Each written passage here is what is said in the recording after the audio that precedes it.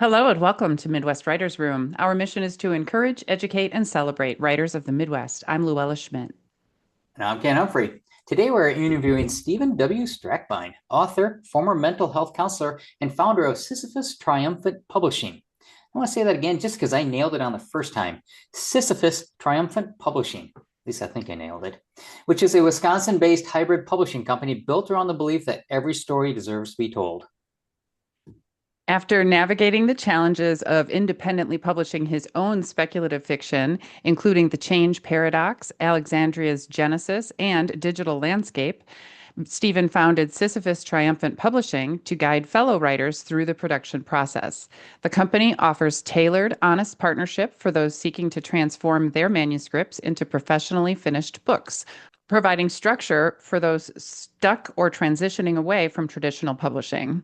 We are always so excited to see you, Steve. Welcome back to Midwest Writers Room. How are you doing today? Uh, Thank you. I'm happy to be back. And obviously, we're happy to have you here. So, for listeners that may not have been around or never caught the episode, Steve came here, I think, last fall, and we Mhm. focused quite a bit on your author's journey, right? What brought you to the place where we are today, and we just touched briefly on the publishing angle. Today, we're going to delve more into Sisyphus Triumphant Publishing, but I want to give everybody just a quick refresh on you before we delve into the business. So, talk to us about the books that you've laid out there. Absolutely. So I write mostly noir, kind of leading speculative fiction. Um, Usually they have like sci-fi bend or thriller bend, fantasy. Um, but what I always write on is flawed people kind of under pressure. I mean, even when the premise is high concept, the heart of the story is usually very human. It's about grief, it's about fear, about guilt, and always about resiliency and that survival against all costs kind of thing. Um, the blending of the genres is always something I was always drawn to. So that's kind of what I've been writing. And run down the books that you've got out there for us. Oh, sure. So, just recently I've put out Alexandria's Genesis. It's a post-collapse kind of action adventure, looking at, what happens after the world kind of collapse. What do we do? But it also looks at what families are meant to be and what that can look like. Um, uh, the I also did Digital Landscape. It's a cyberpunk kind of action adventure mystery. Characters go into this digital prison kind of thing as a rescue mission, and chaos ensues. We'll just say it that way. Uh, Otherwise, the one fantasy that I put out was Morning of Lost Magics. I'm actually putting out a second version of that, kind of a call it a re-edit or kind of looking at it again to make sure, everything still coalesced okay.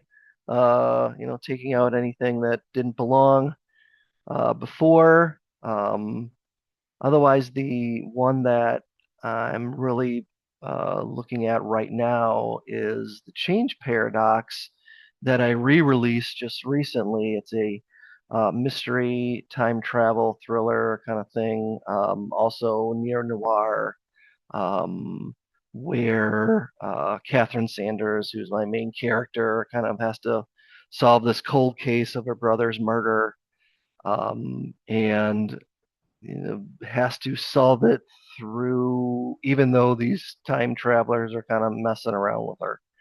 Um, the reason I re-released that one is I'm about to put out the sequel, the Librarian's Hit List, where it's also a Catherine Sanders novel, due out late this summer. Looking at more of her investigative side. It's more of a still neo noir, but more on the not so blended side of it. Very cool.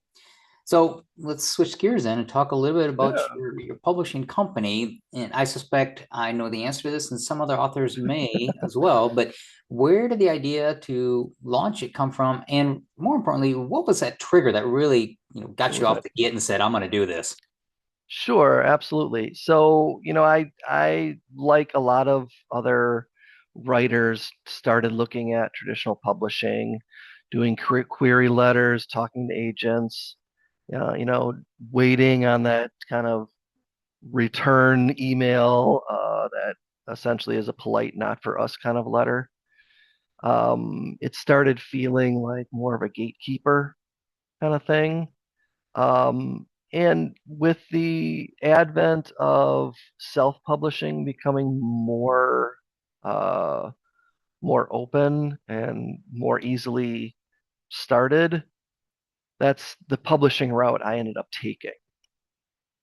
So I did my first two books that way as self-published.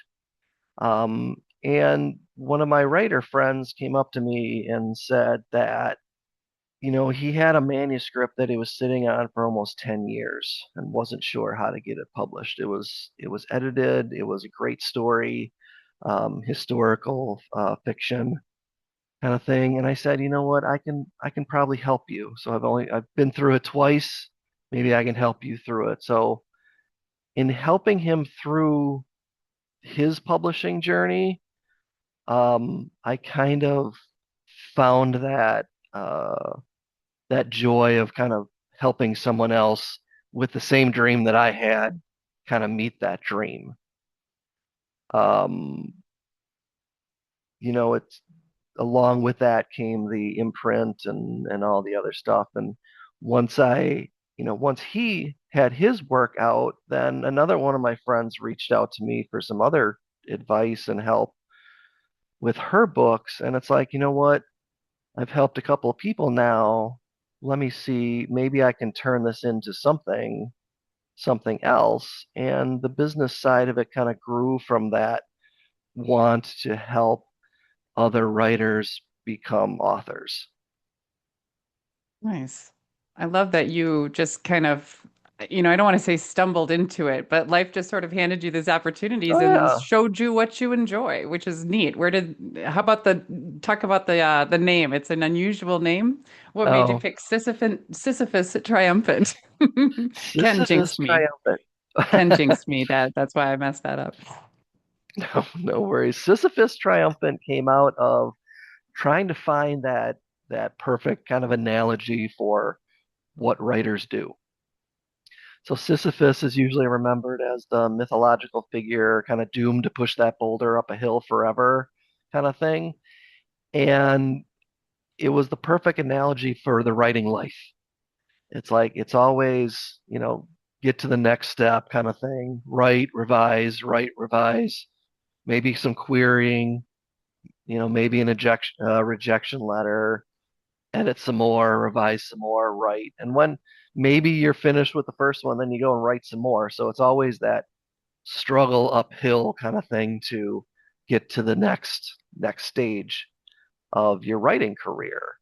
But I didn't want the name to be such a hopeless kind of feeling like that. So the triumphant kind of acknowledges the struggle that writing can be, but eventually you'll finish. And it's like if you get to, hey, I finished, I put my finish mark on, or I typed the end at the end of my manuscript. Now what do I do? It's like, well, that's the part where someone else can come in if you're not sure what the next step is and say, hey, you know what, this is the next step.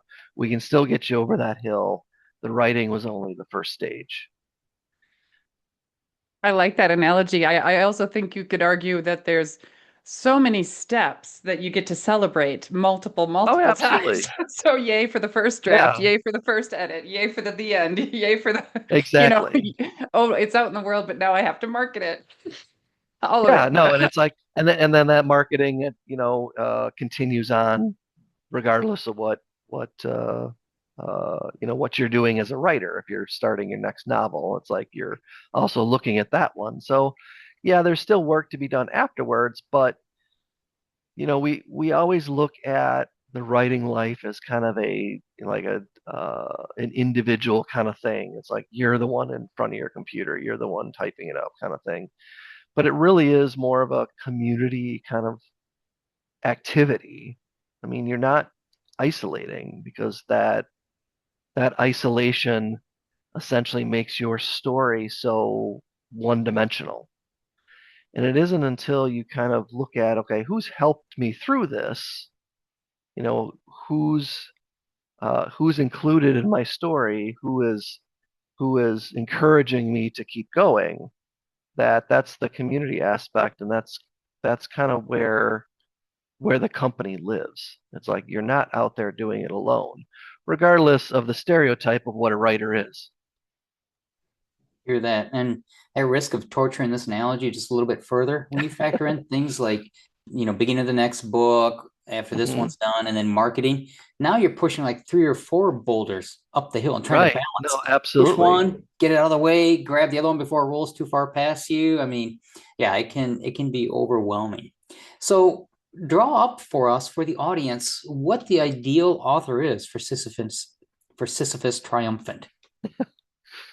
Sisyphus Triumphant. The ideal writer to come to us is someone who has a manuscript and they're brave enough to say, "Hey, this is ready for the world, but I'm not sure how to get it there," kind of thing. So, not necessarily someone who has everything figured out, because if they got it figured out, I mean, they can go out and kind of do it on their own. I'm very interested in writers either who have given up on traditional publishing or kind of felt lost in the self-publishing arena on their own. I won't say a lot of my clients are, of the older generation, but a lot of my clients are of the older generation. But you know what? They have great stories that need to be told as well, just like, anyone. I think I'm probably of the older generation now anyway. So I guess I put myself in that category too. Funny how we cross that threshold and don't realize it until we look back. You never No look back, comment. right? So what genres are you most interested in? Typically the genres that I write in, so any kind of adult sci-fi, fantasy, horror, that speculative fiction kind of lens. I like a lot of manuscripts that kind of blend those genres. Like I say, I blend my own genres. It's like it's always sci-fi or fantasy or horror with a neo noir bend kind of thing. Or sometimes it's the other way around. It's more neo noir with a sci-fi bend kind of thing.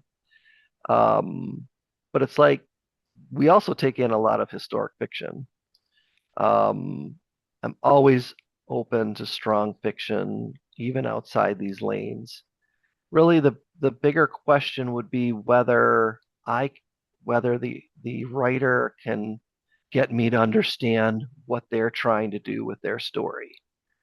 We always talk about goals and whether, if I can get them to their goal, that's great. If we talk and we meet and it's like, yeah, I'm not really the right fit for this, but let me tell you who could be, I'm willing to do that too. I would hazard a guess that with your interest in historical fiction and kind of the fantasy, science fiction elements and the Hmm. noir aspect, you got to be just fiending at the bit to watch Spider-Man Noir starring Nicolas Cage coming up. You Black and know, white or I color, take your pick. it's it's funny because I saw that and I go, that'll be interesting. But the character that was really more interesting was the little girl in the robot. Where did she come from? Yep, You know, exactly. I don't know. I don't even know what her name was, but she was the more interesting one. Yep. I was going to ask Steve to give us a quick description of the difference between noir and neo-noir from your perspective.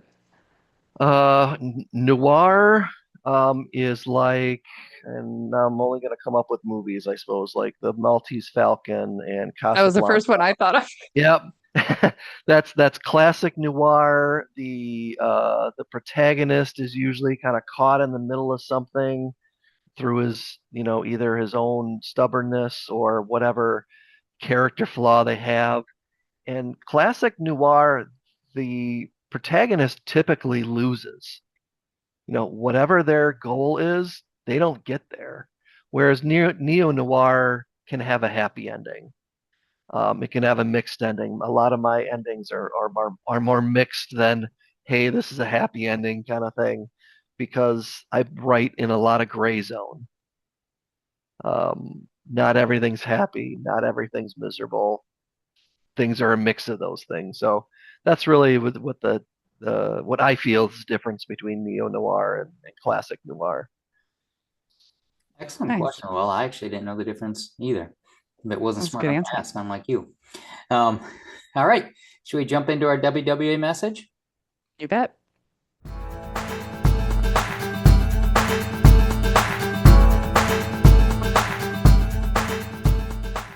All right, folks, I've got some great news for you. This episode is dropping on June 1st, which is a very significant day because it tends to coincide with the launch of our Jade Ring 2026 writing contest. That's right, we're opening up submissions on June 1st. So sharpen your pencils, writing quills, or Bluetooth keyboards and get your best short story drafted. Submission details can be found at wiwrite.org/contests.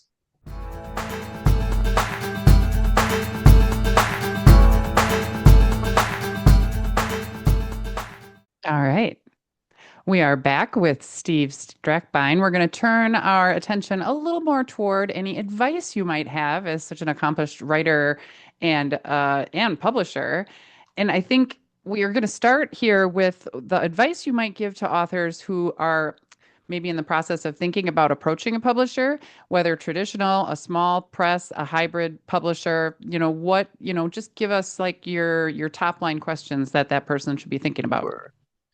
Firstly, know what you actually want. It's like whether it's notoriety, growing your author's platform, or just to kind of get your work out there, um, even if it isn't in front of the general public.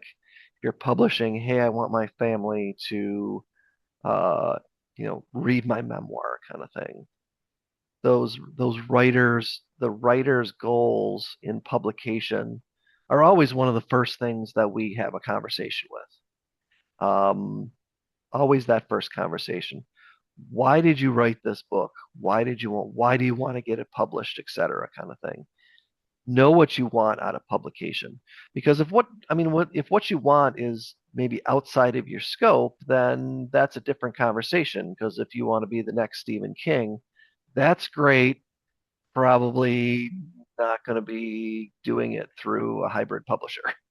Secondly, I would be realistic about what publishing involves. So you have a finished manuscript, you've polished it as much as you can, fixed every comma kind of thing. The book itself matters the most. The story the writer has wanted to convey. But also what's important is the cover, formatting, metadata, pricing, distribution, marketing afterwards, how much you want to be involved with marketing your book kind of thing. So understand that that's the publishing side of the game. If we can just take one pause for our audience Please. too. Can you define the difference between trad, small press, and hybrid, just for folks out there that may not actually be aware of the differences? Oh, well, a traditional publisher is, the big names, a Penguin, um, Tor, all those big, the big five kind of traditional publishing. You send your query letter in, and 5 6 months later, someone sends you back and say, "Oh, this is either for us or not for us," kind of an idea. That's traditional publishing. You get picked up, they take your book, make it into something that's worth their time, and it goes out on all the shelves. Small press or boutique kind of publishing is similar, only they really focus in on like one genre, and it's usually not the bigger genres like sci-fi or fantasy. It's more like um, a romance set in the Wild West with no gunplay. I was thinking about our WWA press, and if we call Oh, ourselves sure. a small press, but I think we could qualify as small or boutique. We Oh, specialize in sure. stories that are set in In Wisconsin or by Wisconsin, right. Wisconsin authors. Yeah, and so a Absolutely. region is another way that you can be a boutique or a small press. Sure. But it's like that the that focusing in on like one specific type of story kind of thing that Yep. makes a boutique press or a small press. A hybrid publisher is more on the lines of the costs of publishing are either shared or on the author's side. Um, what happens when a book is getting published is a lot of trying to come up with a story and more about, okay, how do we fit this into what a reader is expecting? So it's a lot of work with, formatting and talking about what the cover should look like. And that cover needs to fit the genre that you fit your book into.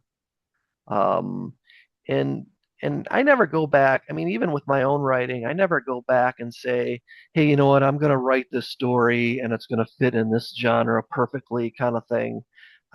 I write the story that I would want to read, and and the story that is meaningful to me. After the fact, I'll go in and say, "Okay, you know what? This rings more true to this genre as opposed to this genre." What I always find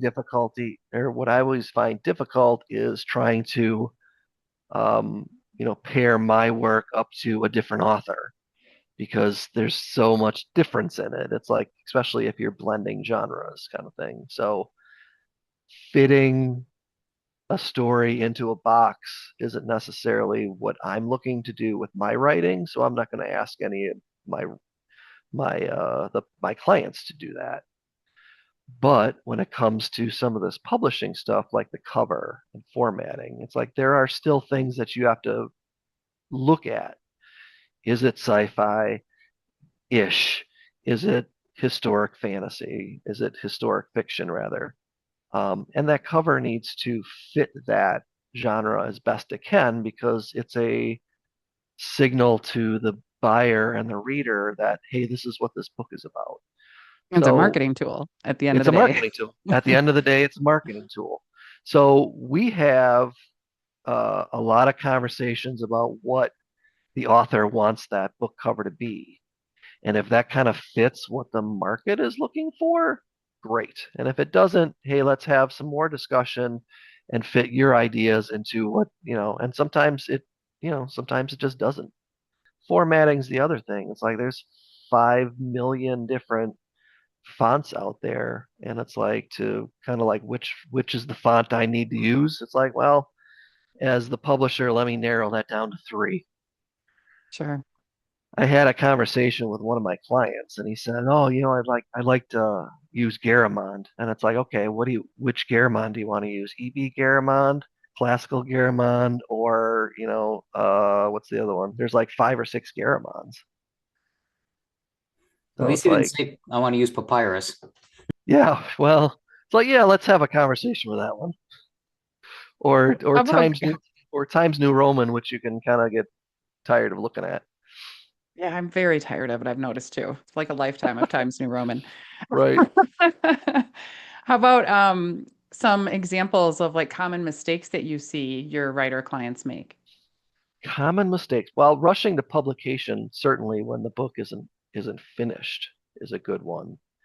Um, if you've, done your first draft and said, "Hey, you know what? This is great. I need to show it to everyone."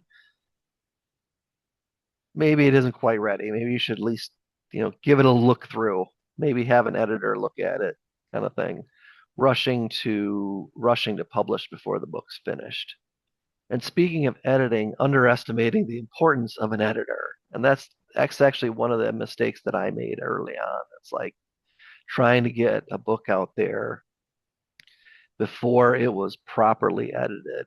And it's like, well, gee, I wonder why it was rejected by all these traditional presses, because it wasn't edited properly.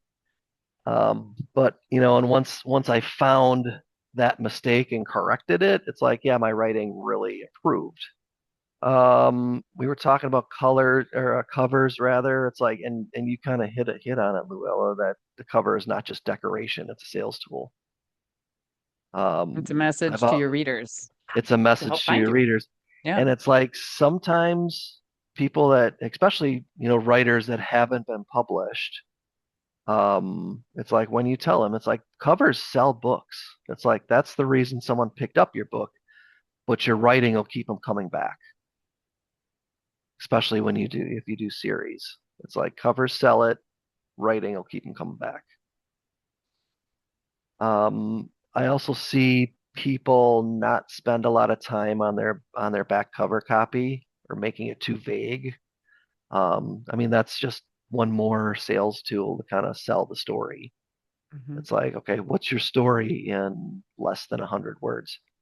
If there was one big one, especially going from a writer into the publishing world, knowing what you're getting, whether you're going into traditional publishing, a small press, hybrid press. It's like ask questions. What exactly is included?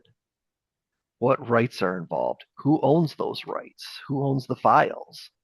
With I've heard so many stories about people who have been traditionally published, not knowing that the publisher owns the rights to their books for a certain time period. And it's like trying to get those rights back is kind of a big deal. You either have to wait out the time, you got to wait out the contract, or it's a big legal battle because they own it and you sign the papers. Same thing with the ISBN numbers. It's like, who owns those? How are royalties handled? Are you getting 10%? Are you getting 50%? Are you getting 90%? What happens after that contract runs out? Can you still be with that publisher? Do you have to do it all on your own now? And a good publishing partner should be able to answer those questions and answer them clearly, and even help the writer ask questions they don't even know that they have. It's like, hey, you know what? Your ISBN number, you paid for that. It's your number. You get to hold on to it. And they come back and say, what's an ISBN number? Like, well, this is what that is. This is what it is. All right, I think it's time, Luella, that we jump into the special sauce discussion. Yep, it's my favorite. And Steve, you're a second time guest, so you know what it Second is, time. a Oh, little yeah. skill or passion or hobby or something that tells our listeners a little bit more about you. What do you got for us? Let's see, my special sauce. So last time I talked about my military and my mental health background, how it influences my writing. And because of all that, with me, story always comes first. It's like that's where my interest lies. At this point in my career, my special sauce is probably the balance between, taking a book seriously as art, but not taking it so seriously as, hey, this is always going to be a product that I'm going to put out. It's respecting that weird spark that made the story and that made the author write it, um, but doing kind of practical work. So my special sauce is a balance between, hey, this is art form, but it can also be a product that I put out in the world. I feel like this is something I want to strive for big time. That's a healthy attitude for all of us to have. That it is Sure. both a piece of our of art that we have made and also a product, assuming that we want to sell it. Not everybody does, but Yeah. I mean, Well, sometimes you just want to write just to like show your family, hey, this is what I did. sure. And that's okay too. But you know Yep. what? In its own special way, it's still a product for your family. Yep. and I want to call out a couple of the the notes you made on the template that we share, Steve, Hmm. before we do these episodes. One, when you said the story always comes first, right? What interests you, what bothers you, or this caught my eye, what won't leave you alone. I mean, what a great, I Yeah, guess, encapsulation of story seeds, right? It won't leave me alone, right? absolutely. There's this thing that's always in the back of my head that I keep thinking about, and out of that came a story. So that one struck me. And the other one later on, you said is protect the weird spark that made the author write Yeah. it, which is their story. I'm like, the weird spark. That kind of, to me, goes along with it won't leave me alone. There's this weird spark that keeps niggling at the back of my mind, and out of that comes a story. So I thought those are phrased. Right. Just I like the way those are phrased. And How it's about you like, tell our listeners where they can find you?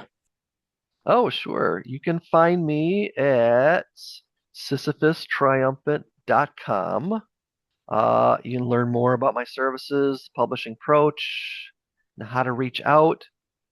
Anyone who has a manuscript out there, you're not sure what the next steps are, reach out through the website. You don't need to have anything figured out before starting a conversation. That's kind of part of how we help, kind of thing.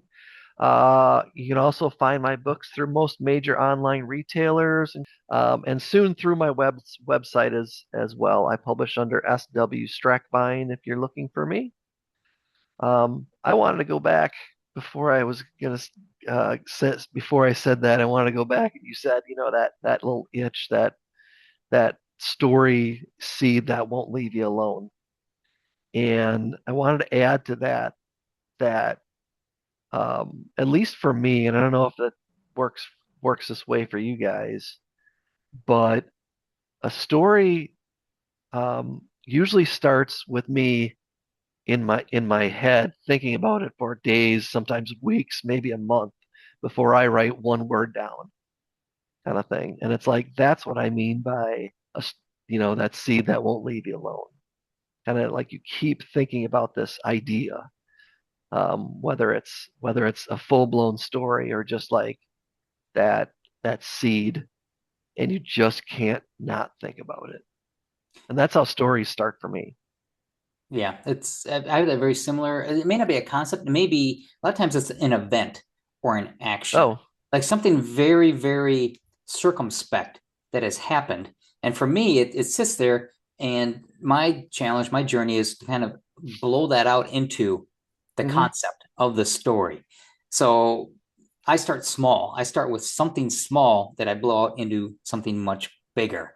But it's the same thing. It's just it won't leave the back of my It mind. won't leave. Yeah. It won't leave you alone. Yep. Gotta love that. All right. I think it's time to get some good news going, Luella. You bet.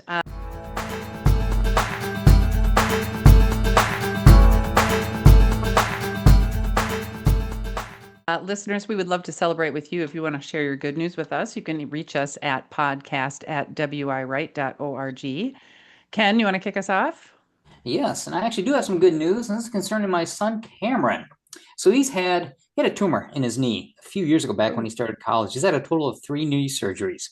And if scars are sexy, his left leg is going to drive women nuts because he's got like a 13-inch scar that goes all the way down past the kneecap. Well, this morning we had just a checkup doctor's appointment. Doctors like love the way this looks, everything, don't think it's coming back. Everything's good, and that's all great. All right, we're happy to hear that. That's what the doctor's for. But he's asking Cameron about running. Like I hear you might be doing a little bit of running because he's not really supposed to run. He's a bigger kid, and the pounding on that knee. And Cameron's like, well, I was coaching track, so I would just jog to set up cones. And he's like, okay, that's fine. But in terms of jogging or running as a hobby, I guess my advice to you would be don't. It's probably the first doctor I've ever had said, don't exercise that way. don't I thought that exercise. was hilarious. That Steve, is good what's your good news. news? Oh, my good news, and I hinted at it earlier in the episode that my next book, The Librarian's Hit List, is scheduled to come out in late August.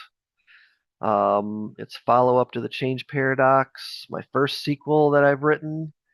No time travel in this one. It's more the Chicago crime thriller, again with a noir edge.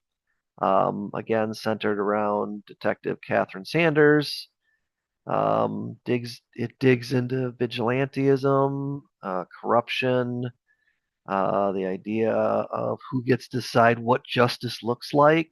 So some kind of deep, kind of adult tone, kind of darker tone.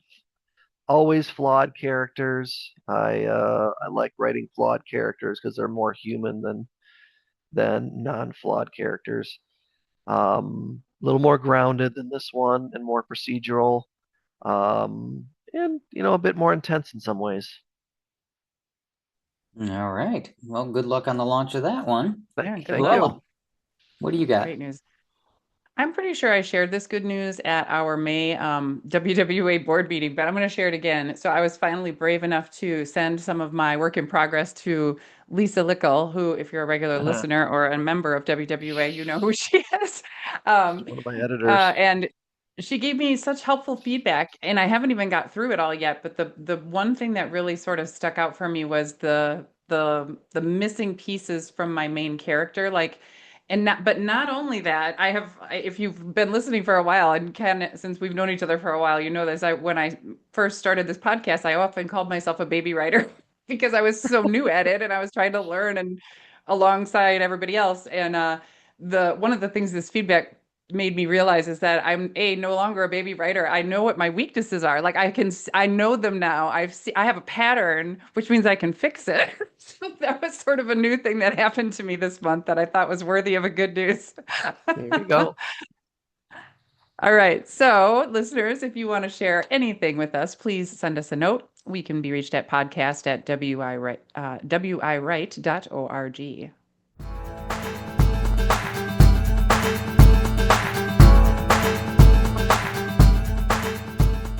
All right. And at this time, I want to thank Steve for coming on to the show today. If you've enjoyed this episode, listeners and watchers, please give us a 5-star rating in your podcast app of choice. This is what helps us grow the program and help other writers find us. I want to thank everybody for hanging out with us in the Midwest Writers Room. I'm Ken Humphrey. And I'm Luella Schmidt. Words ignite imaginations and spark change. Never underestimate the power of storytelling. Midwest Writers Room is a production of the Wisconsin Writers Association. Writing and editing by Luella Schmidt and Ken Humphrey. Sound design and editing by Ken Humphrey. Music for the Midwest Writers Room was written by Michael Ramir C. For more information, please visit wiwrite.org/podcast. Thank you.